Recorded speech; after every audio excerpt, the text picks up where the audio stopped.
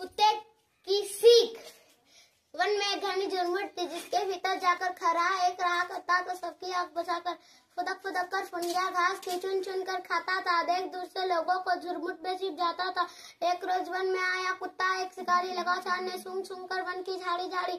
आखिर वो झुरमुट भी आई जो खरे का घर थी, मगर खैर उस बेचारे की लंबी अभी उम्र थी। कुत्ते की जो लगी सांस खरा सोते जगह देख पीठ पर खड़े काल को जान लिए वो भागा। झपटा पंजा तान मगर खरे को पकड़ न पाया। पीछे पीछे दौड़ पड़ा कुत्ता भी जोर लगाकर। 4 मिनट तक खुले खेत में दौड़ रही है जारी, इतने में आ गई सामने घनी कटेरी झाड़ी।